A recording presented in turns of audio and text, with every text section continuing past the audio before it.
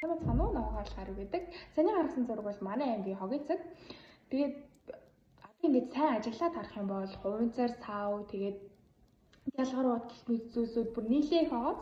Тэгээд эдгээр зүйлсүүдийг би ингээд бүгдээрингийн пүнк гэд алга болгож чадахгүй шүү дээ. Тэгэхээр би ингээд нэг жоохоо хэсгийг нь ядаж ингээд алга болгохын тулд би яг юу хийж чадах вэ гэсэн чинь би хунзар савныхаа оронд бусдын сав ирлээ. Тэгээд ер нь гялгар утны оронд даавн торсол би ингээд хичээлийнхаа цүгэндээ хүнсний ногоомоогоо хийгээд явчих болно шүү дээ. Тэгээд ингээд эргээд гаргана.